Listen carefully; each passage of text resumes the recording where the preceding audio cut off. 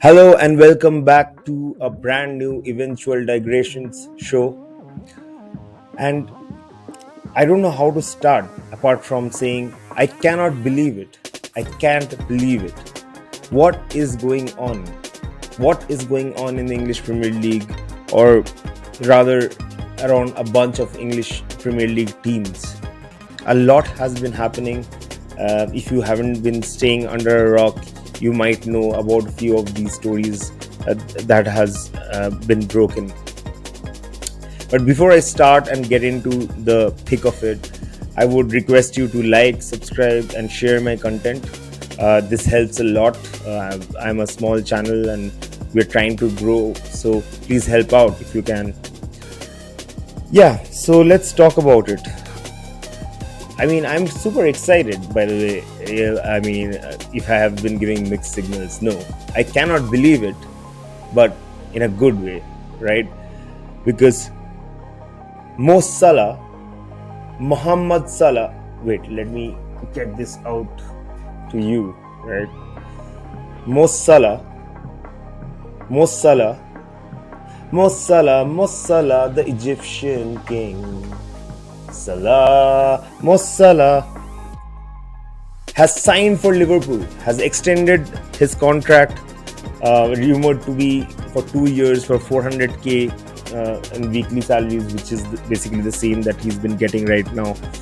Yeah, it's not been confirmed the length of the contract, but who cares, man? I am thrilled. It's beyond, I cannot explain how happy I am to see Mo sign for our club. I think it's a very, very serious indication by Liverpool and the hierarchy, like Hughes and everyone else, that we mean business, because it is not very easy. It's a very difficult task to keep hold of a player like Salah and Van Dijk when they're out of contract, world class players. And I'm pretty sure like the Saudi League was really after both of them. And by the way, yes, Van Dijk has always, Fabrizio Romano has reported that Van Dijk is going to sign soon as well, apart from other outlets as well. So Van Dijk is in, our captain. He's signed two of the most important players. They're in the bag, and I don't want to jinx it. I think Van Dijk will get done by Monday or something, or maybe he's already signed, but they'll announce in a bit. But this is something what I wanted to talk about, is that it's not very easy to do what Liverpool did, to keep hold of two world-class players. Number one, we are back in the sense that our analytics, Moneyball, football is back with vengeance, and I think this summer is going to be good. It's looking up. I feel everything is positive after these two deals are done. And secondly, this shows that Salah and Van Dijk both really believe in Arne Slot's project, and that's very important. And I think they both might have an indication of what's coming in the summer, what's the project looks like at least in the next 2 years, and how they can contribute to make it better, right? So it's a huge thing for Liverpool, for my club, and I'm over the moon. Obviously there is a dark cloud hanging over the head of Trent Alexander-Arnold leaving his boyhood club, but it is what it is. I've already spoken about that in another video.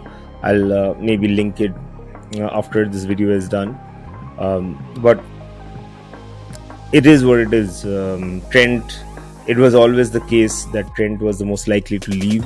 It is very sad. I don't want to go into it more, but I think the details of that will also come out shortly in terms of whether it's finalized and all. But yes, I'm over the moon, and YNWA, welcome back, or not welcome back, like thanks for staying, Mo and Virgil.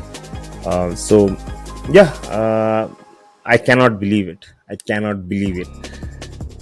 But let's move on to the next miracle that happened. The more unlikely miracle that happened, in terms of more unlikely than Liverpool retaining Mo Salah and Virgil van Dijk, is Arsenal beating Real Madrid the mighty Real Madrid 3-0, 3-0 at the Emirates. And it's insane, man. It's insane. Let me kind of formulate, or like not formulate, like structure how insane it is. I mean, football is football. Anything can happen. Arsenal is a good team. There's no disrespect towards Arsenal, but in the Champions League, which is Real Madrid's, turf, Real Madrid's tournament, Real Madrid's been playing okay. I mean, so in Champions League to beat Real Madrid 3-0 is crazy. And Declan Rice, man, both the free kicks were stupendous. First one, bending around the wall. I always thought the wall was a little. I mean, they needed one more guy in the wall. The four-man wall was not enough. I'm still surprised that Courtois didn't fix that. But nevertheless, you cannot take away anything away from the goal that Declan Rice scored. Spectacular, spectacular. And he even said in the interview after the match that, initially the plan was to hook it over as a cross, but he changed his mind. He was feeling confident, and Saka, who was the other free kick taker, kind of said, do what you want to do, and he did that. And I think that's that had a direct contribution to the second free kick that Declan Rice scored. Incredible top bin, top corner, and not even 10 goalkeepers can save it. And what a goal that was. But not only the goals, Arsenal were relentless. They were always attacking. Courtois made so many saves, of Martinelli and others. Arsenal were like running riot, and I think Real Madrid didn't even have a sniff. As I think Jude Bellingham mentioned after the match, that they were lucky to be just 3-0 down, and I believe that. And then Marino added the third one, which kind of sealed it, I think. I mean, you can never say it's Real Madrid, but unless they do something like what Liverpool did with Barcelona, and unless they do the same thing somehow, and it can happen, this is done. Arsenal's through. And yeah, Real Madrid has come back in a lot of games. Like more recently, they were down 4-3 and they came back to win it with two Rodrigo goals against Manchester City. They've come back against PSG, I think, in the same game when they were like 3-1 down to 3-3 or something like that, or winning it. I don't remember the scoreline. They've come back against Monaco a few years back in the Champions League in the second leg. So yes, they have come down, but they've never kind of turned over a 3-0 deficit.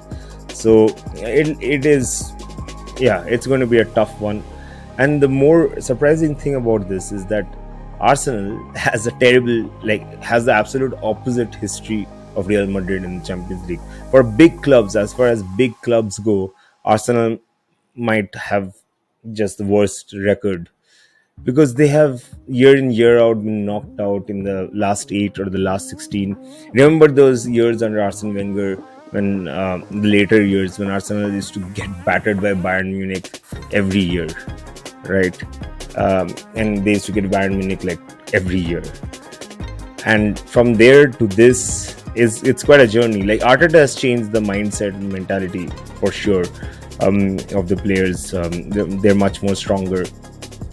And Real Madrid has won 15 Champions Leagues. Arsenal has won 0. And they have only been to the 05-06 final, which they lost to Barcelona. So, it is incredible. I cannot believe it. Yes, I'm going to keep doing this because this is what it feels like the last 7-8 days in football. I cannot believe what's happening. I think let's mix it up a little bit, right? Let's talk about something that we might believe is possible.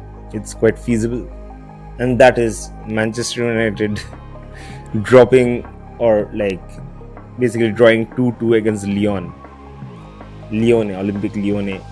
And it's very typical. I'll come on to Onana in a bit, but the weird thing is, I think Manchester United is playing well compared to. Feels like Amorim's kind of ideas are kind of taking shape. Like the jigsaw puzzle is kind of looking like something, not the complete thing. Um, I think he played three at the back with Euro playing at one of the threes. He's playing really well, and then yeah, they had Dorgu and Dalo kind of had a good game as wing backs. There were a lot of typical overlaps done by Garnacho. As usual, not much output. Although I feel like in this game he did make a couple of good decisions in terms of passing, especially the one that Bruno hit and deflected out for a corner. So yeah, they were kind of like peppering the goal here and there. Bruno is playing great, and he had a great game this game as well. Um, but yeah, I mean, it never looked like, okay, it's inevitable, goal is coming. And then when they scored on the other end, I think it's like Manchester United is not getting a break. They just need to get a break, and they're not, because if you have someone like Onana as your goalkeeper, I mean, I don't know, man. Like, I don't understand what he is about. Like, let's pull up some background on this, because he talks big talk, like he talks a lot, as in like he mentioned before the game that Lyon, when Manchester United is better than Lyon. I mean, yeah, of course they're better than Lyon. I mean, you don't have to say that like that. And Nemanja Matic then replied saying that he's one of the worst goalkeepers in the Manchester United modern era, especially after following the footsteps of David De Gea, who was kind of pushed out disgracefully by the club. I would say that's not how you treat a legend like that, who was not even doing much wrong. So yeah, I mean, and he kind of, I don't know whether he succumbed to the pressure, or he was trying to be like too what to say, a little too eager, where it was like kind of tight, or not moving, like not keeping loose. Like, goalkeepers need to be loose, and it's weird because he keeps making mistakes, man. Like, I didn't kind of put together how many mistakes he made this season. And I've seen him make great saves as well, but whatever. I mean, at this level, any goalkeeper will be making some good saves, but you cannot make so many mistakes, especially in the big stage, especially making 2 mistakes in one match, which is supposedly the most important match so far for Manchester United, because they have no hope of getting anywhere in Europe in the league table. So this is the only way. And this Europa League is kind of weak this time. There's teams like Lazio, Spurs, and Spurs are being Spursy as usual. Rangers. I mean, they're Eintracht Frankfurt. I mean, there's just, I think like this time there's a good chance if someone wants to take it up. Like, United and Spurs are actually the best teams left in the competition, so they still have a chance to win in Old Trafford and go through and maybe win the tournament. And maybe they can do that. But the first goal, Onana misjudged the bounce. It was meant as a cross, I think, by Almada, the free kick, but it was on target. I don't know. It slid in. It went past. To me, I have seen such goals, but there is always something, like someone is blocking the view of the goalkeeper, or some people are impeding the goalkeeper, or something is there, like something of that sort. There's something. There was nothing that was stopping Onana from saving that. Seriously, he just misjudged the bounce, and that's not a mistake that you can expect from a Manchester United goalkeeper. So that's that. And then the second goal, man. The second goal, Cherki was alive. There was a shot hit at Onana, and he kind of couldn't collect it, and Cherky was alive, and he really did a really nice finish, kind of opened up his body and finished it on the corner. So yeah, I mean, I think it's done now, Onana. Like I think he is going to get replaced by Amorim, although he might be obviously saying that he supports him. But I think this is not redeemable, even if they win the Europa League, in my opinion. And yeah, but otherwise, I think United looked good. Garnacho, I think, can as usual do better. He was passing, releasing the ball a little late. He was doing good runs, but again, bad decision making. And Lacazette also missed like a bunch of chances for them, for Lyon. At least a couple of chances. But in the end, he played a good role in terms of the goals that they scored. So 2-2, and the game goes back to Old Trafford. They have not been playing that great this season at Old Trafford, but I think they still have a good chance going through. So that's something that we can believe, a 2-2 draw of Manchester United with Lyon. Now, moving on to the last thing that I wanted to talk about today is the charges against Manchester City. Like, I wanted to speak on that. I cannot believe it. I cannot believe that, the charges, there were 115 charges against them, and they were charged by the Premier League 2 years ago. I'm just reading some of the facts. The offenses in the charges that they have been charged with, the offenses date back as far as 2009. So this has been going on almost for 15 years.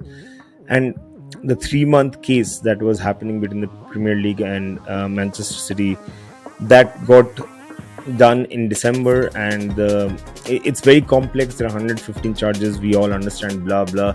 It's the same reporting everywhere. Yeah, we know it's very complicated, but the expected result was supposed to be out by March, and now it's April. Nothing is out there, and now it's been reported that it won't come out till the summer, and that might be even when the Premier League starts again in August. So yeah, it looks a little bleak. It looks like more time passes on this, the more chance Manchester City has to get off with nothing or like very low penalties.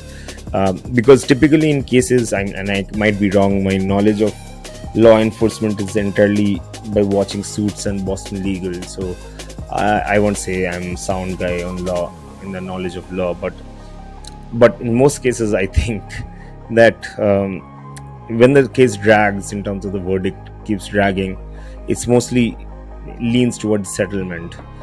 But I think the Premier League needs to be careful, because definitely if they lose this case, 115 charges, and if they lose this case,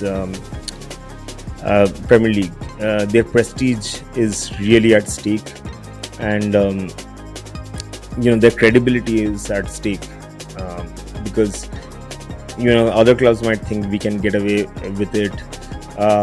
The fans will start losing hope more and more. It was 115 charges, so some charges have got to stick, or else it is going to be a real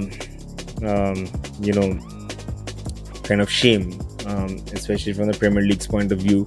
And apparently the Super League is just waiting in the shadows to pounce on bad PR, bad publicity, on Premier League, on their knees, and kind of the Super League is waiting to pounce. So I think as fans, none of us want that, but it is what it is.